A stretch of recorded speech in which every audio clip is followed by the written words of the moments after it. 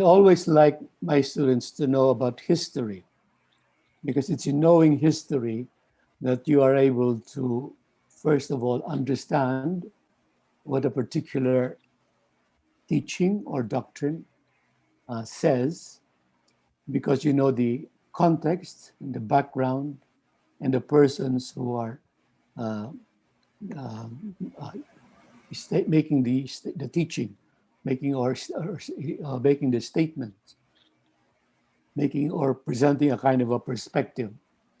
So it's important to know a little bit of the history.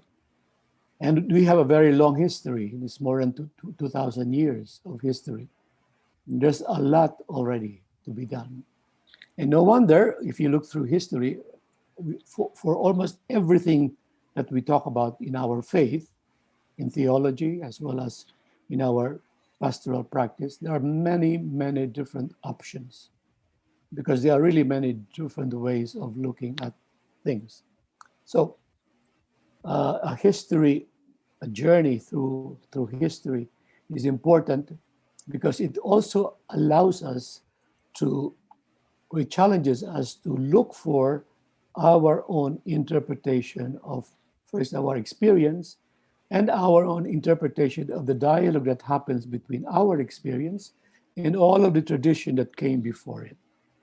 For example, in regard to the idea of a church, okay, we may have our own idea of the church based on our own experience. So, for example, if you are a member of a charismatic movement before you entered or before you started this class, then you may be, a very big context for you is the charismatic movement. So you will tend to look at the church from that perspective, from the charismatic perspective.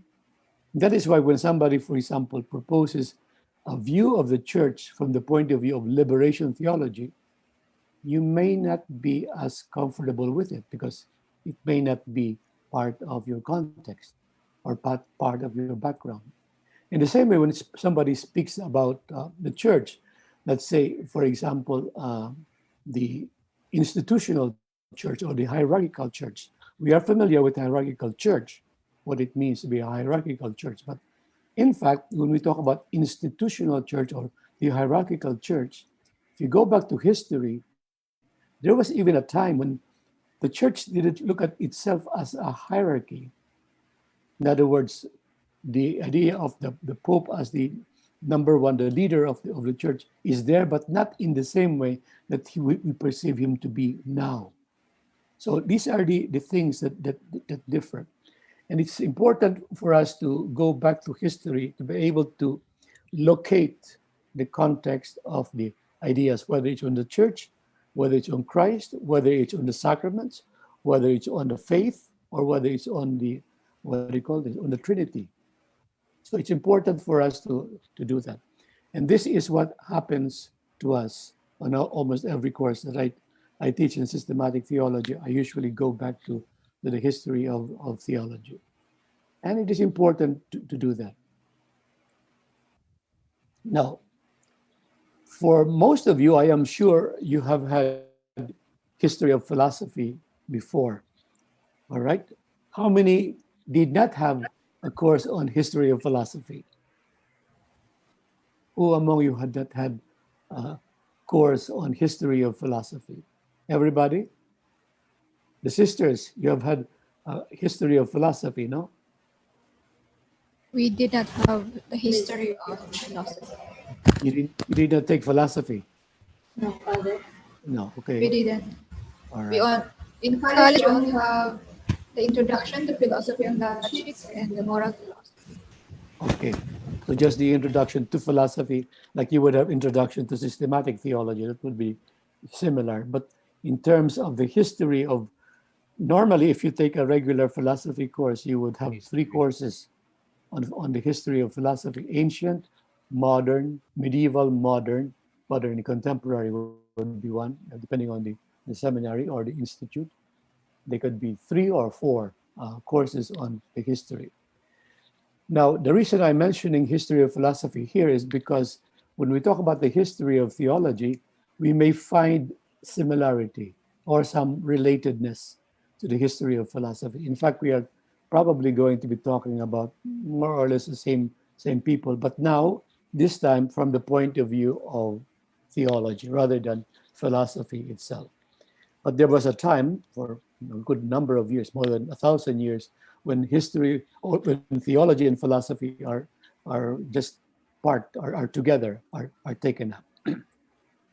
I'm sure you are probably aware that in the olden times, they used to say that philosophy is the handmaid of theology. Theology is the number one science, but in order to understand theology, you need to understand a little bit of philosophy, especially when you're taking scholastic theology, because you will need scholastic philosophy in order to be able to understand it. But with this way of teaching, it is not as important to go back to have to have a history of philosophy. You have taken a course on history of philosophy.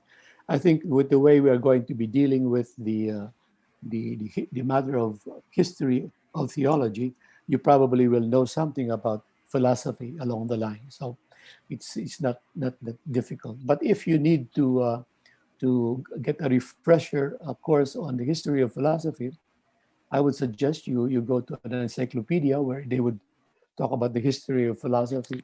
I refer you to the encyclopedia because there you only have about maybe 5, 6, 7 pages, and you can go through the history itself. Maybe difficult to understand because it's all very concise, but at least you'll have a good overview, a good overall perspective of what history of philosophy is all about. But anyway, when studying theology from the point of view of history, it is very important that we choose our own sources, because there are certain sources that may present a little bit of history, but more of the kind of history that that agrees with their own opinion or agrees with their own perspective.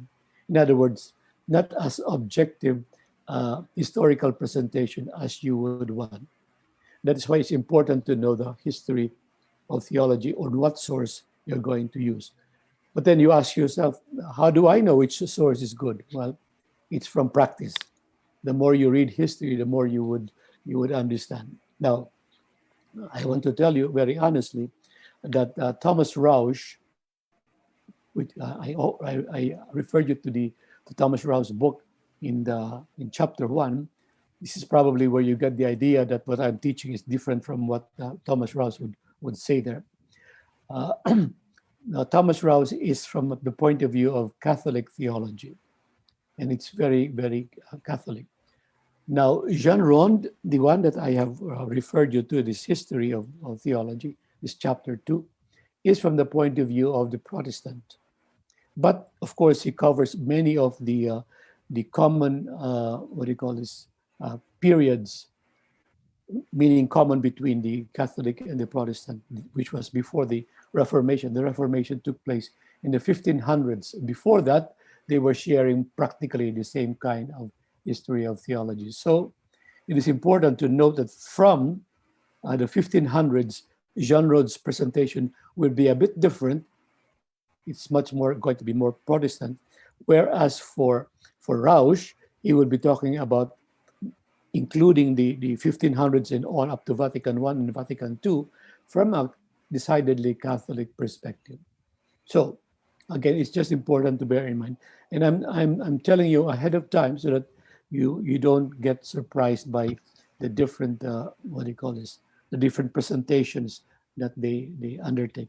The reason I chose Jean Ron is because on this particular time, which we will be taking up, on the time of the Reformation, they have he has a much better presentation than Thomas Rausch, because Thomas Rausch just goes through it very quickly, whereas Jean Ron goes a little bit more on the ideas of Luther and the other Protestant reformers. Okay, so good sources are very important. Generally, if you talk about the history of theology, one of the best sources of the history of theology is by Yves Congar. I did not even refer you to him, to his book. His book was written in the 1950s, the 1960s. But when you talk about real good history, there's a very good selection there. Except that it takes so long. It's more than 30, 40 pages. So it's not going to be advantageous to you, especially at this time when you don't have access to the library. But there are other some balanced what do you call this historians who would be presenting the what do you call history of theology in a much more objective way. So when we talk about authorities, we're relying on what the authorities that we refer to. More than likely, the authorities that I will be using are the ones that I continually use, not only in this course but also in other courses. For example, on when I was teaching Trinity, or when I was teaching sacramental theology, or I was teaching Christology, I would normally use the same sources, especially in terms of history of a particular doctrine, because they are reliable to me or they are easy to understand. And that is always the important thing.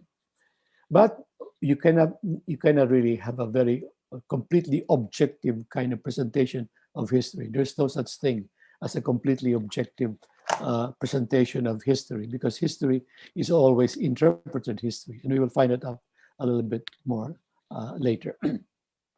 So the required readings will give us a sample of diverse opinions in this regard. As I told you before, some of the readings will seem like they are repetitive. You have the same kind of material that covered but by different authors. Again, the reason why I choose these different repetitive, what do you call this, articles, is because it is good to always see things from different perspectives. And when you see them from a wide variety of perspectives, you begin to understand what is really important. And then you are able to distinguish between the particular tendency or what it calls bias of a particular author. Then you begin to understand that sometimes you may agree with him, other times you may not agree with him. Okay, the idea of periodization, in other words, what period of history is varied in different authors, but I have more or less somebody was talking to me. It was Siri. Okay, the periodization is varied, but certain groupings.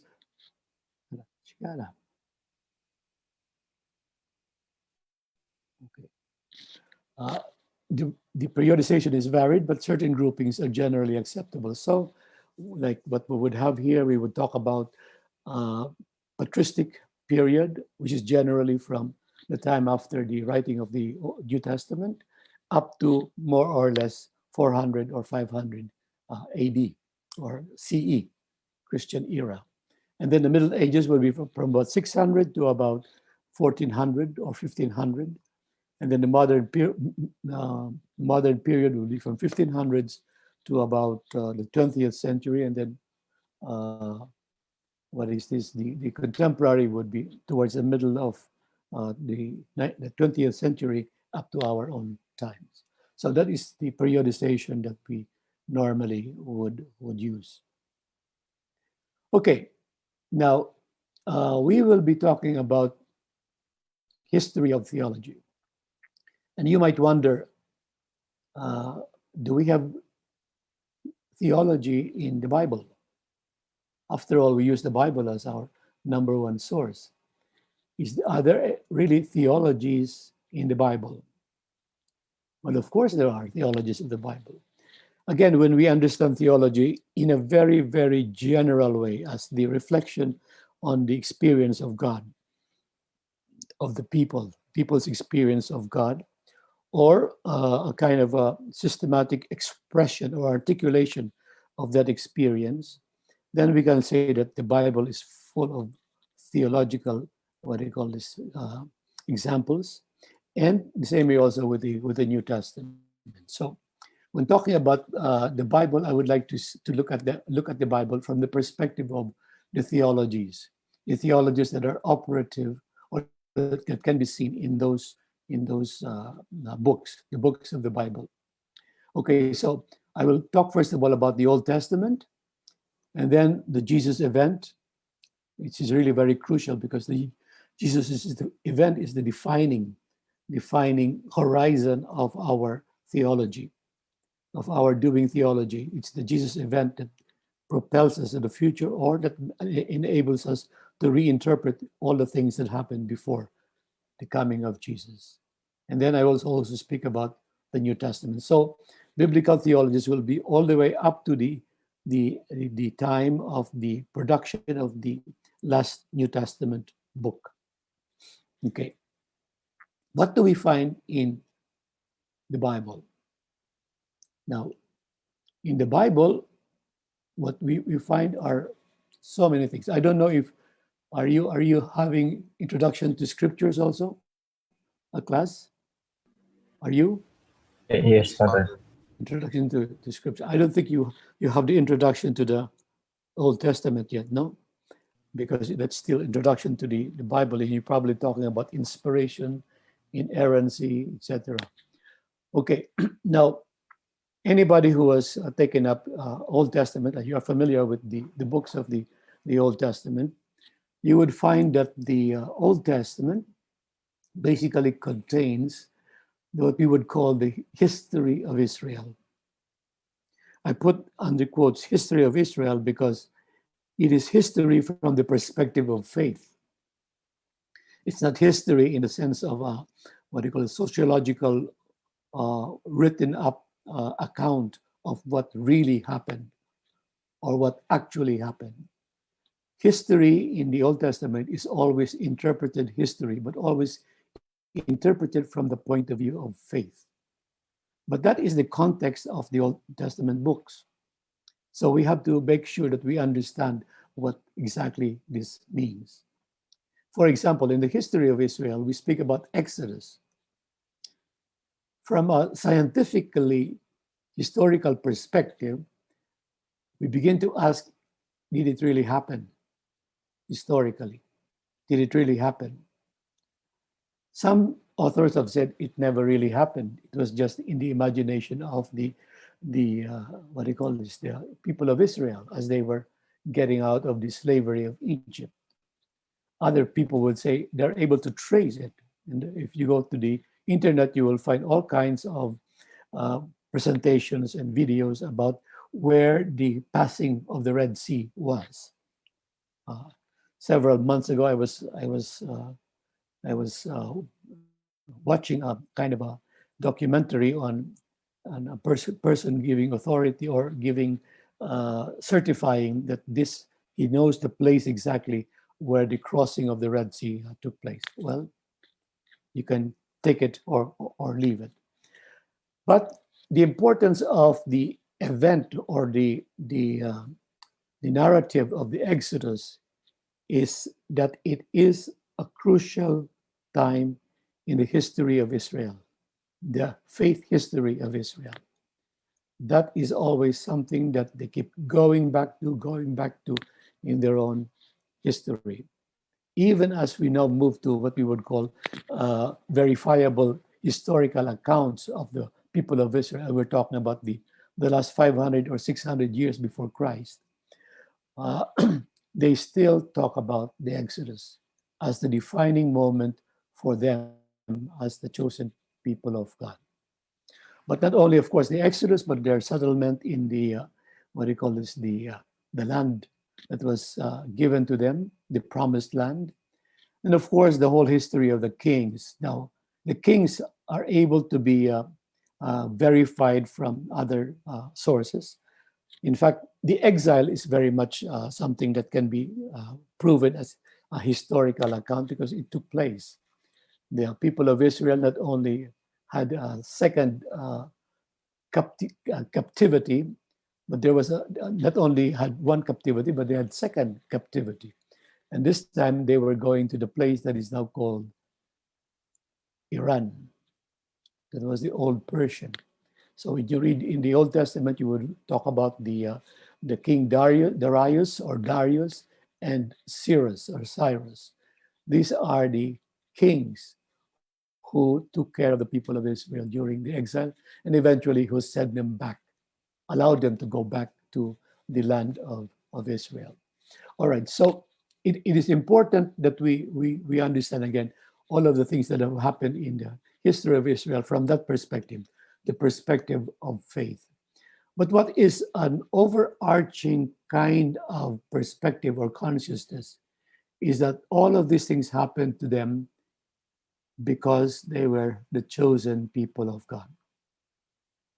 They were the only group in that part of the Middle East who worshipped one God.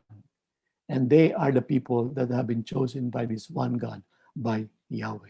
So it is a very special kind of a perspective to have.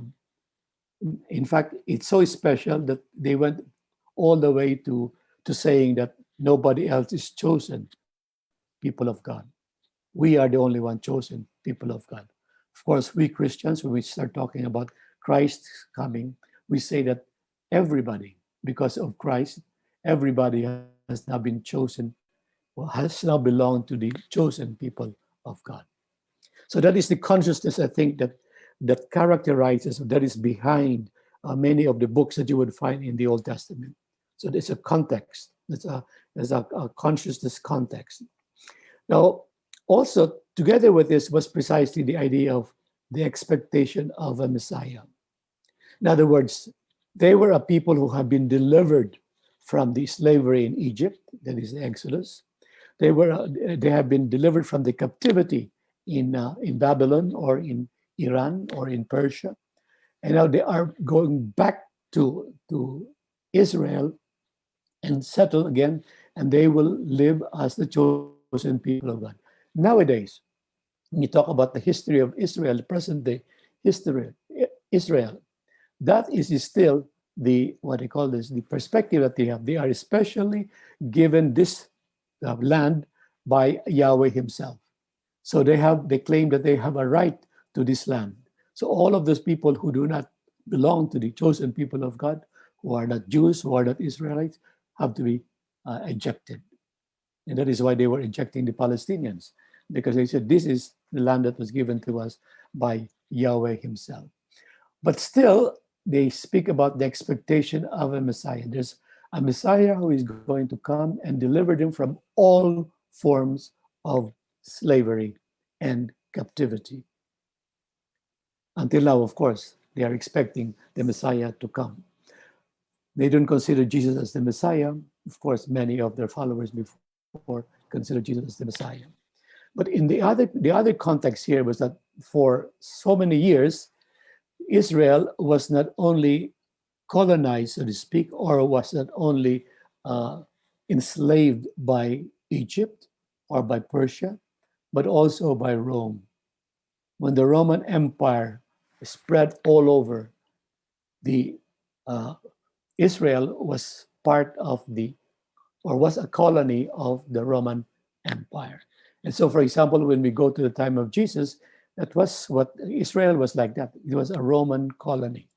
And there were movements during the time of Jesus that really wanted to get rid of these Romans. And they were the rebels. They wanted to get rid of the Romans, but of course they could not. Because anyway, the priestly class at that time was also in connivance with the Roman colonizers. So they are not able to immediately get rid of these colonizers. Now, who wrote these books? Who wrote about all of this this history? In the Pentateuch, we speak about three or maybe four authors. One was called the Yahwist. He emphasized the word Yahweh. The other one is Elohist. It's another name for Yahweh, actually, for God, but using the word Elohim. Um, and then the other one is a Deuteronomist who was much more law, into law. I mean, the legal part of the Mosaic law. That is part of the history. So you will find the history also in the book of Deuteronomy. But at the same time, there's also what we would call the priestly writer. The priestly writer was basically part of the Levitical priesthood. They were the descendants of the son, one of the sons of Jacob, Levi, who eventually were given the charge of the care of the temple or the priestly class. They became the priestly class, and they were the ones also who wrote about some of the traditions, basically what we would call now liturgical traditions in the people of Israel, among the people of Israel. There were also some historians like Ezra and Nehemiah, and you will find them in the books of Ezra and Nehemiah, some historical account. And these are accounts that are provable in terms of history through other sources, not just the Bible, but through other sources. There are other people who wrote about the histories. The book of Kings also write about histories. But the number one figure, you see a picture of him here, David, and he was the one who composed the 150 Psalms. And if you recite the Psalms, as we do in the morning prayers and evening prayers, you will find that David had written a great deal. And he was really talking about his, not only his, but the people of Israel's relationship with Yahweh. It's a very personal kind of a relationship. It's a relationship that is so beautiful because it expresses, it articulates the whole gamut of relationship, from the most very difficult moments to the sense of joy, exaltation, mystical experience. So David was that kind of a writer. So he was talking about the relationship between Yahweh and his people, but also from a very beautiful perspective, especially point of view of the Psalms, which are generally considered as the hymns, the songs that were written by David himself. But along with these, there are also some what we would call wisdom literature, such as the Book of Wisdom, or Koheleth, and others that were also written by wise men, among them, of course, Solomon, the son of David. And they were all collected and became part of the heritage of the people of Israel. So in a way, you talk about the relationship between Yahweh and his people, but here you're talking about from the perspective of wise men. So you have Job, for example, it's a wisdom literature.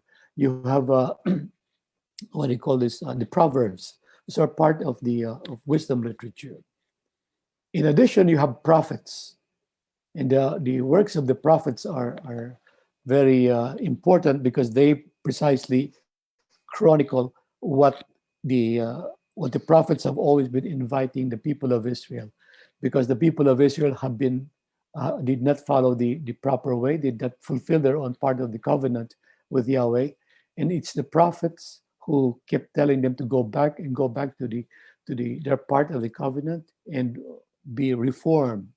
So the prophet would always warn them about some of the dire consequences that they would experience if they were to continue in their own sinful ways. Then you have some mystical tradition, like the Song of Songs. It really talks about a relationship, but from a very, very, in a way, very intimate kind of a relationship. It's a very contemplative kind of perspective, as well as there are some apocalyptic literature that talks about the future coming, or things that are going to happen at the end time or at the future, in the future. So all of these works, they were written by different people. In the Old Testament, we normally speak about the Septuagint. The Septuagint are the 75 books that were all put together, and they were all considered now as the Old Testament, or the Jewish Bible. By the way, the Jews only consider the Old Testament, the New Testament, as not part of their Bible. So this is what I would consider the Old Testament theologies. All kinds of theologies, the different expressions, different articulations, but they are articulating, of course, or they are reflecting on basically the relationship between Yahweh and his people. So that was what theology consisted in. It was simply a reflection on the historical, on the relationship between Yahweh and his people. And basically, the Old Testament is talking about something about history, something about the mysterious presence of God, and something about their own quest for liberation and for freedom from slavery. So all of these things are themes in their own theologizing. So their theology is something that is very, very important, but they have a particular aim. And their aim is to express that relationship with Yahweh, but at the same time to help them towards their desire to be liberated and to be emancipated from the slavery that they have experienced for more than 1,000 years. So that would be the what we would call the theologists of the Old Testament. Now, I talk about the Jesus event separate from the Old Testament and the New Testament because I would like us to focus simply on what happened during the time of Jesus. Again, if we go back to the historical and cultural context of the Jesus event, we have the Roman colonization, the expectation of Messiah, but also you had leaders, religious leaders, who were actually the enemy of the people.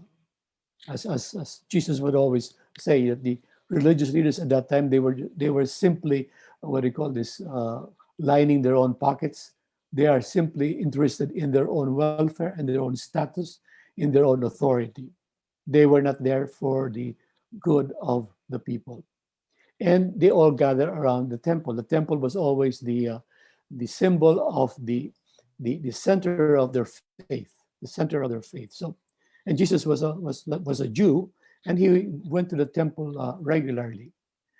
Now, so he had met all of these people, and basically, again, expectation of a Messiah, because they were colonized by the Romans, they would want somebody to deliver them from the Romans. And they found it in the person of Jesus. Well, at least that's what they were looking for in the person of Jesus. Now, of course, I would say, who was the number one theologian during the event of Jesus? It was Jesus himself, of course. He was preaching, he was healing, he was engaging in table fellowship, and he was teaching on all aspects of life by the use of stories, parables, as well as his own example. Example not only in his life, but also in his death and in his resurrection. So when we talk about the Jesus event, you're talking about, in other words, a kind of an expression of an event that happened. And eventually, that event would be expressed in particular ways by the followers of Jesus. It would be remembered, would be what do you call this, written about by the disciples of Jesus and people who have heard about that Jesus experience. So, and then they would remember all the parables and the stories that Jesus used in order to convey his message and his teaching. But what was all of this all about? What was the central point that Jesus was trying to preach about, or to what we would say inaugurate about, or to make people experience? He wanted to make the people experience the reign or the kingdom of God. That is really the central message of the preaching of Jesus, the reign and the kingdom of God. Now, if you were to compare that with the Old Testament idea that they were actually talking about the relationship between Yahweh and his people, this is Jesus' understanding of that relationship, that it is God who reigns in their lives. It is God who is the center of their lives, and not anybody else or anything else. That God is the center of their life. And when they put God at the center of their lives, Jesus says, then you will find true happiness, you will find true life, eternal life, and you will find your salvation. What you are looking for in the person of the Messiah, you will find it in God. And according to Jesus, he has been sent by the Father, by God, to precisely show to people what it means to be with God, what it means to live in the presence of God, what it means to live in the kingdom of God. So that is what Jesus was all about. So Notice the way Jesus would express, would articulate his teaching, mostly parables, mostly stories, and of course his own life witness. But the parables were very important because that's a way of making people understand in a way, because he uses his stories about fishermen, about travelers, about all kinds of people, different kinds of people, Samaritans, people who are prejudiced against, etc. So he's driving home a point using stories that are meaningful and recognizable by the people themselves. All right, so this is the Jesus event, but the Jesus event was written about in the New Testament, what we now call the New Testament. I do not know if you are aware that the writing of the first book of the New Testament, which was the first letter of Paul to the Thessalonians, was actually between 45 to 50 Christian era. And that is written by Paul himself. And Paul is that picture there on the top. Uh, the context of this, or let's go to the theologians. The number one theologian, I think, in the New Testament is Paul and the evangelists, Matthew, Mark, Luke, and John. There were also other disciples who wrote epistles and letters, but they are basically the main protagonists, the main writers, the main theologians in the New Testament. But notice that what they are describing has to be put in the proper context of their time and the time of Jesus. You notice that the things that they have written, Paul's letters and the Gospels, they were written maybe about 20 to 30 years after the event, after the death of Jesus. You notice that there's time that has lapsed. So the what do you call this? The books of the New Testament, of course, will not be. You cannot say that this is exactly what happened, because they themselves, the authors themselves, would write about things from their own perspective, from their own understanding of their culture and what Jesus had taught them, from their own understanding of the history that lies behind it. So, and that is why you have four gospels, because each one is written by a different person from a different perspective. So Paul, for example, was writing, but his background is very rich, and it's a very learned kind of a background. Why? Because Paul was what do you call this? An intellectual, was basically a very intellectual, a very intelligent person who, of course, was among the Jewish leaders, among the Pharisees. But then when he got converted, of course, he used all his intellectual power in articulating the truth that he had learned from Jesus himself. Okay, or that what he thought that Jesus was teaching him. So the Palestinian, what do you call this, situation at that time is important to bear in mind. They were still under the Romans, but in the year 60, 59 or 60, the temple was destroyed. And the Romans, of course, punished the Jewish people precisely by destroying the temple. So they were still under the Romans, but now things have changed. Things have happened because after Christ, there's now a group. There is like, they started out from among the groups of the Jews, but then they are now moving their own separate ways. They are now preaching already outside of what the Jews would believe. They are now preaching the message of Jesus himself. So, but still, Paul, like any of the learned people during his own time, was well aware of Greek philosophy. It was also the time when you have some great philosophers. This was already the time of Aristotle. Plato and Aristotle were already the basically the Greek philosophers. But at the same time, there were also other reform movements. So you will find that there are some of the disciples of these reform movements that have become part of the Christian community. At the same time, there's also that expectation about the second coming of Jesus, because Jesus was talking about him coming, becoming part of the what do you call this?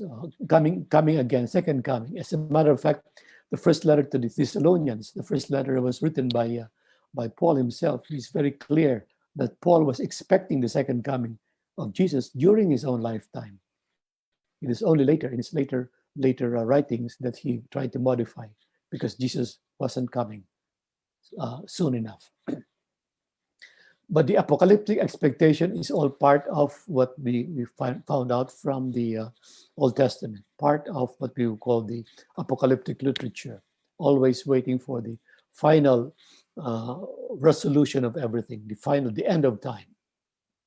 So, so Paul, for example, is very clear in his teaching about who Christ is. We used to say, as part of the acclamation, Christ has died, Christ is risen, Christ will come again. That is basically the formula of Paul. That is his understanding of what Christ is. Christ has died, Christ is risen, Christ will come again. We're talking about one and the same person. The one who died is the same one who rose from the dead. The one who rose from the dead is the same one who will come back for his second coming. So there is not a difference in persons there. There's only one person. And that is what he has always been talking about. All his interpretation of what was the Jewish tradition was always in light of the coming of Christ. He reinterpreted Jewish tradition according to his perception of the meaning of Christ's coming into this world. When we talk about the evangelists, for example, Matthew would speak about Christ or the Jesus event from the perspective of the prophecies in the Old Testament. So that's why we will find in Matthew all kinds of references to the prophets or to the prophecies that we find in the Old Testament. Mark starts his gospel not from the very beginning or from the birth of Jesus, but from the time of his baptism. So you already know that for Mark, by the way, is the first gospel to be written. Mark, by the way, is more interested about the message of Jesus, more than about historically tracing the birth or the conception, the birth of Jesus himself. That is not as important to him. Whereas for Luke, it was very important that he gets to situate Jesus in a historical environment. So the environment of Bethlehem, the environment of the people of Israel during the time of the reign of Caesar Augustus. And that is why you would find the infancy narratives in what do you call this in Luke. You also have a little bit of the infancy narratives in Matthew, but it's Luke who explains a great deal about the infancy narratives of Jesus. Whereas John would go further back, not just the infancy. He would go back from the beginning of time. In the beginning was the Word, and the Word was God, and the Word was with God, and the Word was God. Now, this is in if you want to compare the beginning of the Old Testament and the beginning of the Gospel of John, they are similar. As you will find the beginning in Genesis, you talk about what was in the beginning. There was no light, it was a void. And then God said, let there be light. According to John, the beginning was the Word. The Word was a very important concept during the time of the writing of the fourth Gospel, precisely because it is very close to what we would call the Greek philosophy. So Greek philosophy would be able to understand if you were to speak of Christ as the Word, because that is something that they can identify with. Anyway, what John was talking about was a beginning of the whole revelation, but all the way back to the very moment of creation. Other apostles were also writing their own letters. What is this? Peter and James. They had some. So these are all the other New Testament books, talking about Hebrews, or talk about the letter to the Romans. Some people say letter to the Romans was written by Paul or by other person. But if you look at the letter to the Romans, you can find that it's a very elaborate kind of literature. Now, there are also other books that we would call apocryphal books. They are not considered as part of the Bible, but they also talk about the Jesus event. And some of the examples were the Gospel of Thomas or the Gospel of Peter. They're not part of the four Gospels, the four canonical Gospels, because according to some interpretation, this is done by the early fathers of the church, that the Gospel of Thomas did not seem convincing enough, or the Gospel of Peter was a little bit exaggerated, that they said it may not be an authentic narration of what actually happened. Father, there's a new one. There's a new one. The Gospel of Judas. Gospel of Judas. Yes. Edited by Frank Maloney. Frank Maloney, Salesian. Yes. There are many people who are claiming now that there's a gospel by so and so. We stick basically to the four Gospels, and Okay. the reason why, because many of the ones that the new Gospels that are reappearing, you need to scrutinize it very, very carefully. And the determination of the four Gospels as part of the four Gospels in the New Testament took hundreds of years before they could even say that those are the more or less authentic expressions of the Jesus event. So for us to be able to say, oh, somebody discovered it, okay, fine. Give us another 200 or 300 years before we can confirm that what you are saying, that the Gospel of Judas is something that is worth our faith. It's like a novel. Well, okay. When it is a novel, it means probably it's a new production. Yeah, because it says that it's part of the New Testament, but it's edited by Frank Maloney. Yeah. Francis Maloney. Yeah. Yes. If it's edited by Jerome, Saint Jerome, I would be skeptical about it. Okay. Yeah. All right. Now, when we go to the patristic period, did I go back to the? Oh.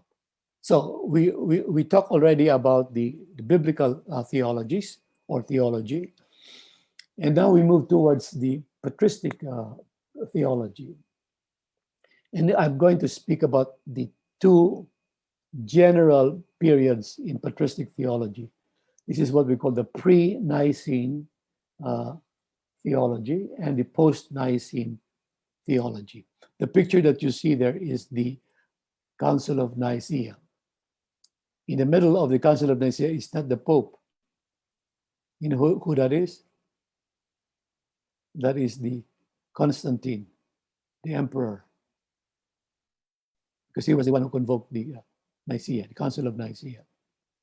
Anyway, all right. We're talking here about the year, or more or less 100 to 325. 325 is the time of the Council of Nicaea. So anything before that, I would consider pre-Nicene. So what was the church like during this time? Well, after the preaching of Paul, or even during the preaching of Paul, there was a lot of persecution. The Christians were persecuted. The Christians were marginalized. The Christians were always, whether chased by the by the Jews or even by the Romans, they were persecuted because, in many ways, they were considered as a threat to the imperial power of Rome. So in a way, this was a movement that was gaining more and more adherents. And of course, when a movement like this would take place, the first thing that political leaders do is to make sure that the movement doesn't grow too big. because when it grows too big, then it becomes a threat to the status quo, especially to the people who are in authority. So the church was persecuted. And of course, this is also the time of the martyrs, people, and also the time when they were all, what do you call it, the Church of the Catacombs, when they were celebrating the Eucharist in a clandestine way. They were hidden because precisely they were persecuted. And of course, they were the minority. There were a few members of the church belonged to the Roman Empire. So they were the minority. So in a way, we can think of it in terms of those countries that have Catholics or Christians as the minority. That is more or less their own experience. They have that kind of an experience. But also very, very prominent during this time, from maybe after the time of Jesus, the 100 to about 300, Greco-Roman philosophy was very much in vogue. And we're talking about not just Platonism, but what we call Neoplatonism, and as well as other groups like Stoicism and all kinds of other philosophies, Greek philosophies that were coming on. Gnosticism, for example, is one of those things. But also to bear in mind during this time that the attitude of the church was basically, they were a small group compared to the general population, of course. And so it is very easy for someone who would like to be a member of this church, first of all, to just become a member and become very, very fervent. But there are also some people who just became member and all of a sudden they become lax and they no longer follow they have been baptized, but they no longer follow the regulations of the church. So what's going to happen? The church authorities have to be a little more strict. But there are also some people who became so strict, so rigorous, that people were starting to complain. They were saying, this is not what Jesus was all about. Jesus was all about compassion, but you are very strict of these things. But of course, you have to understand that the rigorous mentality was trying to preserve the what do you call this, the identity of the group of the disciples of Jesus, the group of Christians, because they didn't want to be mahalo and sila, that they would be mixed with other questionable philosophies. They want to make sure that they are only paying attention to what Jesus had taught them and not to the other pagan philosophies. For them, it was something very important. And sometimes when we are too liberal, when we are too willing to accept many inputs from other disciplines, from other philosophies, we may just water down the idea of the message of Jesus. So that was the care that was taken. So Gnosticism was the very, very primary movement, precisely because, with Greek philosophy is basically a very rational philosophy. So they ended up by saying that just having knowledge already is enough. You don't need salvation. Knowledge is the only thing that's most important. Then, of course, Donatism would come a little bit later, especially during the time of Augustine, which basically says, we don't have to depend on the grace of God to be able to be saved. We are able to be saved by our own efforts, by our own what do you call this, acts. We can be saved. So, in other words, the idea of salvation from God is not necessary. Among the early pre-Nicene apostolic fathers were Clement of Rome and Ignatius of Antioch. And they were, Clement of Rome is, of course, what he calls the Pope. He was the one who succeeded Peter. Clement of Rome, and then Ignatius of Antioch. They were apostolic fathers in the sense that they were writing letters that gave a kind of instruction on what it means to be a Christian, to be a follower of Jesus. So up to now, those letters are very important because they give you an idea about what the church should be like. By the way, when we talk about Ignatius of Antioch, it was actually Ignatius of Antioch who first mentioned the power of the Pope as the first among equal. But at that time, of course, Peter was the head before the death of Peter. Peter was the head of the community, but Paul was also a very important authority in the church. But they were not really talking about the Pope as the universal bishop. No, that is something that is quite far. But because of Ignatius of Antioch, and he started to see that the Christianity needed to have one figure who is like the universal figure who would be the number one leader. He saw it, of course, in the person of Peter, but of course, this is what he was trying to say, that the church, in order to survive, needs someone like Peter, someone who would, what they call this, follow as a successor of Peter. Among the theologians also were what we would call the apologists. Now, the apologists, not the one who apologizes, no, they're not apologizing. Apologia is to say something for. Apologia, to say something for, which means you are saying something in favor of the Christian faith. And you're saying those things as a defense of your Christian faith against people who do not believe you or who try to deny what you are saying. So these are what we call the apologists. Justin the Martyr was probably the more famous. That's the picture that you have there. Among the more important apologists, and he had written quite a bit about his defense of the Christian faith.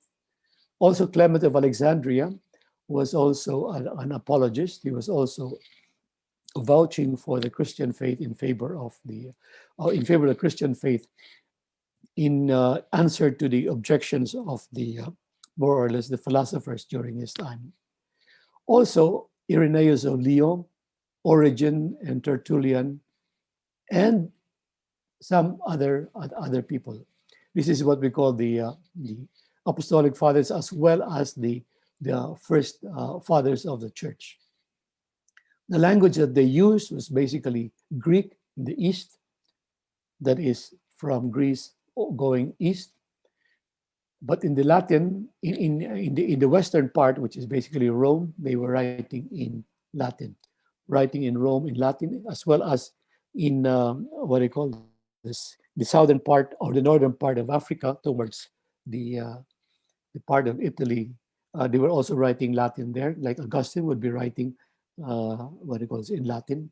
But the part of Alexandria, which is part of Egypt, they were writing in Greek. Now, Origen was among the great minds of the pre-Nicene fathers, because he was a very systematic. Well, Irenaeus of Lyon and Origen were systematic theologians. What we mean by systematic is they have almost written a lot of things on different aspects of the Christian faith.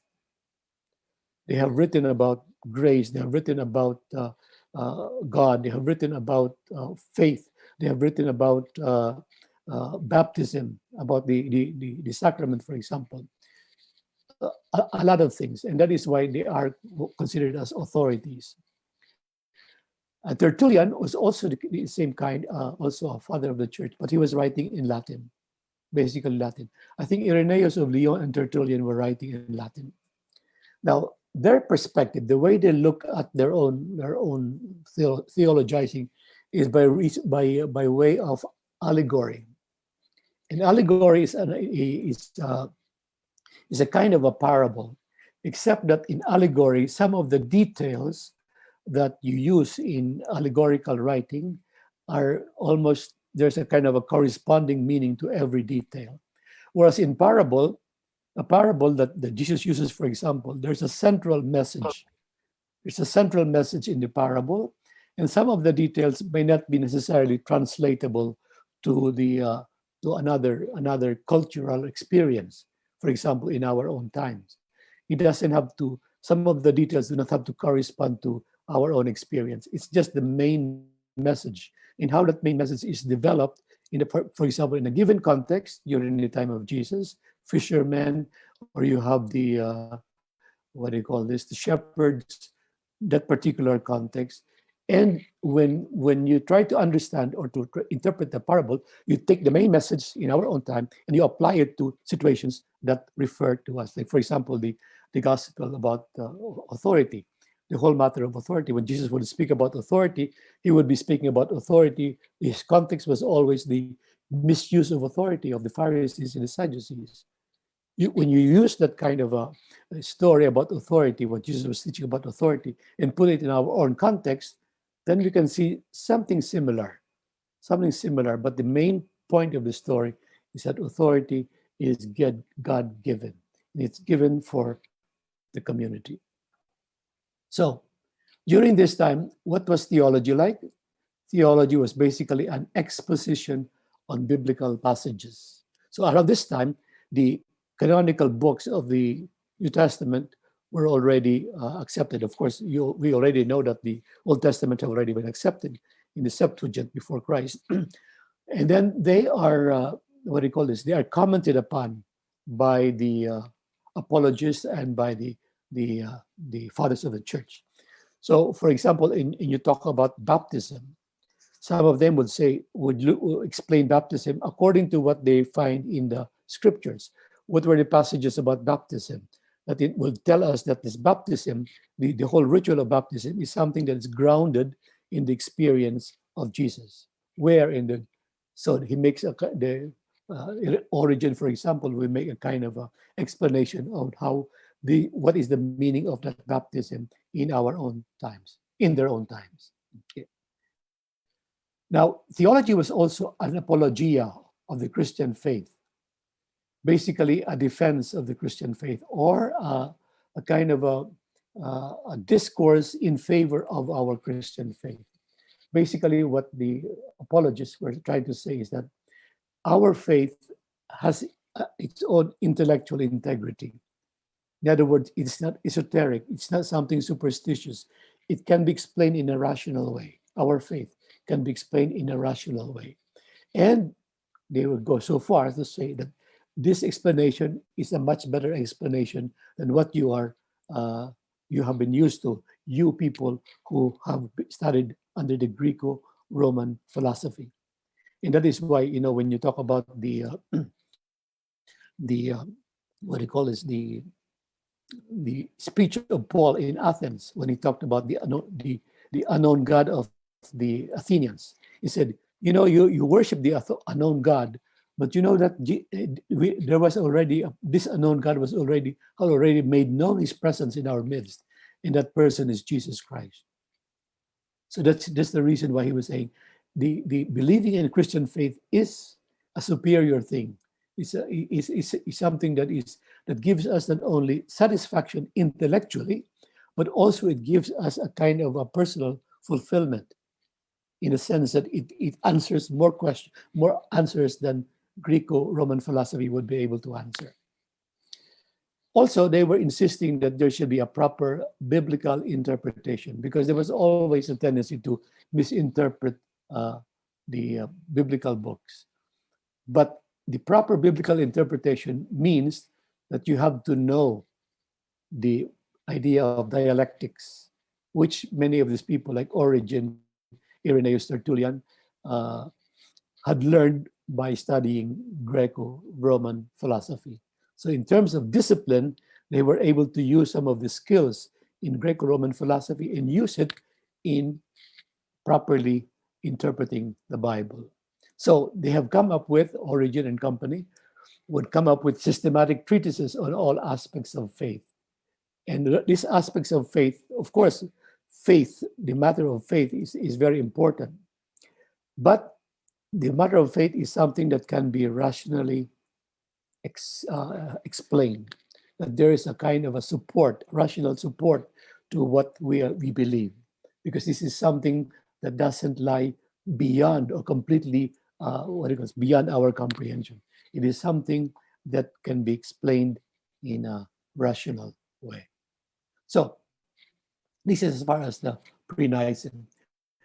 I think it's time. It's 1:45. We will talk about the patristic period, the Nicene and the post-Nicene period when we come back on Monday. Okay? All right? Yes, Father. So if you have any questions, as I said, write the questions down, or send me a message on Blackboard, and then we can take it up. I can take it up. I would, in fact, prefer that you give me the message ahead of time so that I could put them together and then answer you at one time, so that we will not waste so much time in our lecture, because we only have an hour and 15 minutes every time. Okay?